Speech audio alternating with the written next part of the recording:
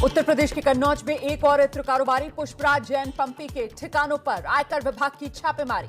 Samajwadi party के MLC हैं पुष्पराज पंपी।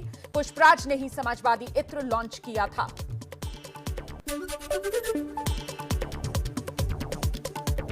इत्र कारोबारी पुष्पराज पंपी जैन के यूपी से लेकर मुंबई तक 25 ठिकानों पर जारी है आयकर विभाग की छापेमारी। अकेले मुंबई में 14 ठिकानों पर आईटी की रेड। कानपुर, कन्नौज, मुंबई समेत तमिलनाडु में छापेमारी।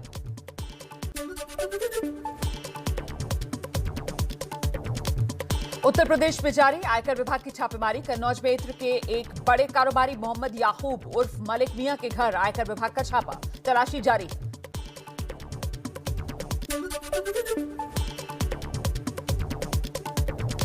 पुष्पराज पंपी जैन का कारोबार 12 से ज्यादा देशों में फैला हुआ है। 2016 में इटावा, फर्रुखाबाद से एमएलसी चुने गए थे पुष्पराज पंपी।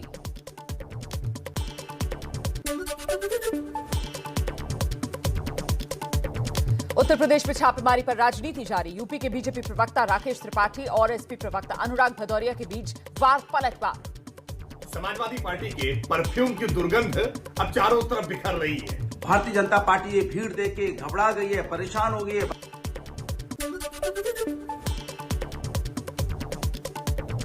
यूपी में छापेमारी पर समाजवादी पार्टी का ट्वीट। कहा, यूपी में सता रहा है बीजेपी को हार का डर। बौखलाहट में बीजेपी कर रही है एजेंसियों का गलत इस्तेमाल।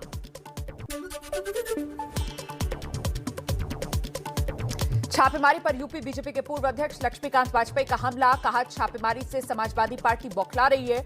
कन्नौज में इतना सामान निकला, देश की जनता ने देखा और संसार ने देखा। फिर आगे कार्रवाई हो रही है तो अखिलेश यादव बौखला रहे हैं, भाजपा नहीं बौखला रही है।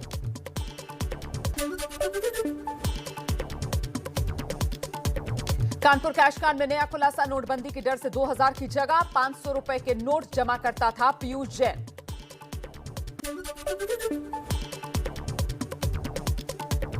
समाजवादी पार्टी के अध्यक्ष अखिलेश यादव की अब से कुछ देर बाद कन्नौज में प्रेस कॉन्फ्रेंस है। यूपी में छापेमारी मामले पर दे सकते हैं बड़ा बयान।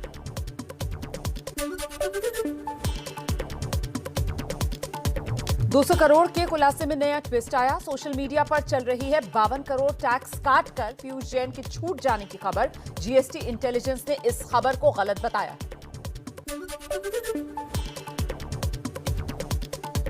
यूपी के कासगंज में पान मसाला की दुकान पर जीएसटी टीम का छापा। व्यापारी के कई गोदामों की छानबीन हुई है। कई दस्तावेज भी बरामद।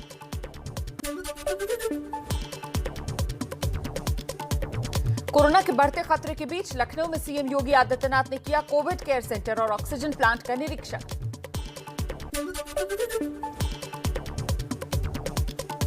उत्तर प्रदेश के सीएम योगी आदित्यनाथ ने लखनऊ में मोबाइल फोन वितरण अभियान शुरू कर दिया है। 80,000 आशा वर्कर्स को दिया जाएगा मोबाइल फोन।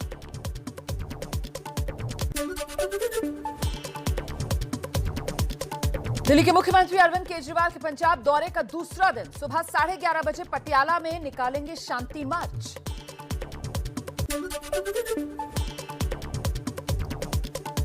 दिल्ली में रेजिडेंट डॉक्टर्स की हड़ताल खत्म। कोरोना के बढ़ते हालात की वजह से हड़ताल वापस ली। आज 12 बजे दिन के बाद से हम स्ट्राइक कॉल ऑफ कर रहे हैं।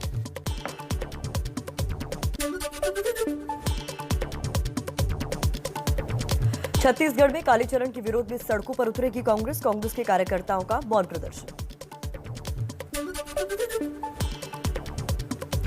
रक्षा मंत्रालय आज सालाना रिपोर्ट जारी करेगा। रिपोर्ट में पूरे साल की देश की रक्षा से जुड़ी पूरी जानकारी होगी।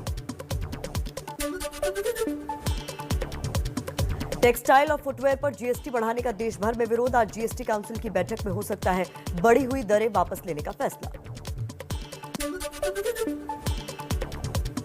देश में फिर तेजी से फैल रहा है कोरोना। 33 दिनों बाद 10,000 से ज्यादा केस सामने आए। एक दिन में 13,154 नए मरीज मिले। दिल्ली में एक दिन में 1,300 से ज्यादा केस। महाराष्ट्र में हर रोज टूट रहा है कोरोना का रिकॉर्ड। 24 घंटे में 5,25,000 से ज्यादा नए मामले रिपोर्ट हुए। सिर्फ मुंबई में एक दिन में करीब 4,000 केस सामने आए। मुंबई में संक्रमण दर 8.5% हुई।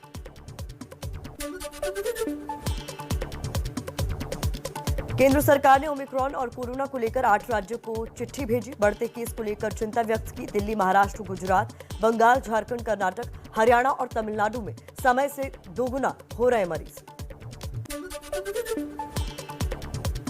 देश में तेजी से बढ़ रहे हैं ओमिक्रॉन के मामले। ताजा जानकारी के मुताबिक ओमिक्रॉन संक्रमण का आंकड़ा 1270 पहुंचे।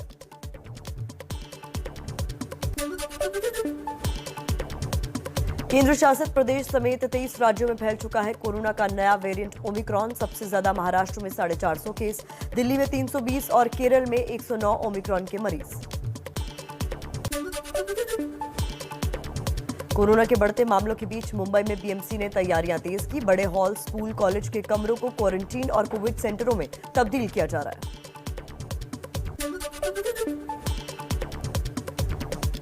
महाराष्ट्र के पिंपरी चिंचवड़ में ओमिक्रॉन संक्रमित शख्स की मौत। डॉक्टरों ने मौत की वजह हार्ट अटैक बताई। कुछ दिन पहले नाइजीरिया से लौटा था शख्स।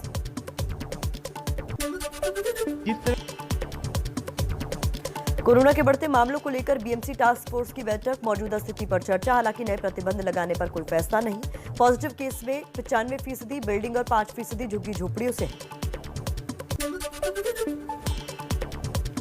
कोरोना के खतरे के चलते नागपुर में रात 9 बजे से सुबह 6 बजे तक कर्फ्यू। शराब पीकर गाड़ी चलाने वालों के खिलाफ भी पुलिस चलाएगी मुहिम। किसी भी तरह के आयोजन पर पाबंदी। पश्चिम बंगाल में एक दिन में कोरोना के मामले दुगने हुए। 24 घंटे में 2128 कोरोना मरीज मिले। संक्रमण दर 5.47% हुई। बढ़ते कोरोना को लेकर ममता सरकार ने उठाए सख्त कदम। 3 जनवरी से ब्रिटेन से कोलकाता आने वाले सभी विमानों पर लगाई रोक। केंद्र से भी रोक लगाने की मांग की। दिल्ली के सीलमपुर और नेहरू बाजार में कोरोना नियमों के उल्लंघन पर सख्ती। दोनों बाजार 2 दिन के लिए बंद किए गए। दिल्ली में आज रात 9 बजे से राजीव चौक मेट्रो स्टेशन से बाहर निकलने पर पाबंदी रही। नए साल पर बढ़ते हुए कोरोना की वजह से यह फैसला लिया गया है। कोरोना पाबंदियों से बस और मेट्रो के लिए परेशान लोगों पर केजरीवाल सरकार का ऐलान। पाबंदियों के असर की समीक्षा के बाद बसों की संख्या बढ़ाई जाएगी।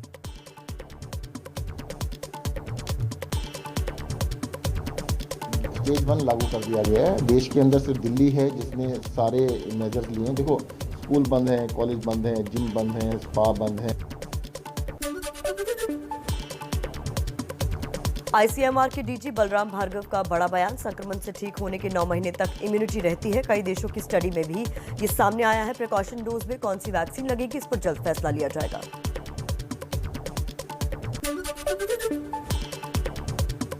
5 जनवरी के बाद होगी विधानसभा चुनाव की तारीखों का ऐलान। कोरोना को देखते हुए रैली के खिलाफ रंग लाई एबीपी न्यूज की मुहिम। सभी दलों ने रैलियों की संख्या सीमित करने के सुझाव दिए। सभी ने कहा कि कोविड को ध्यान में रखते हुए समय पर चुनाव कराएंगे। साथ ही रैली की संख्या को नियंत्रित करने की भी मांग की।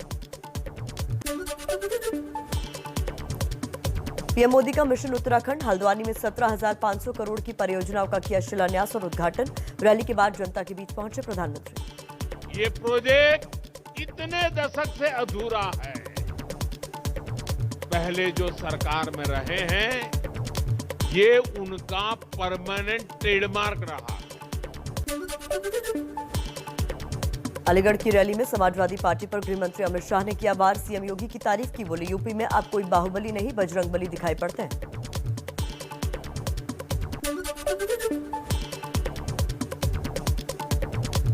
यूपी के सीएम योगी आदित्यनाथ का महाराजगंज का दौरा। विरोधियों पर साधा जोरदार निशाना। कहा, पहले की सरकारें गरीबों का पैसा हड़प जाती। 4 वर्ष में 43 लाख गरीबों को एक आवास उपलब्ध करवाने का कार्य किया गया प्रदेश के अंदर। अमेठी में केंद्रीय परिवहन मंत्री नितिन गडकरी ने 1000 करोड़ की योजनाओं का शिलान्यास किया। रायबरेली से अयोध्या जाने वाले 2 लेन की सड़क को 4 लेन किया जाएगा।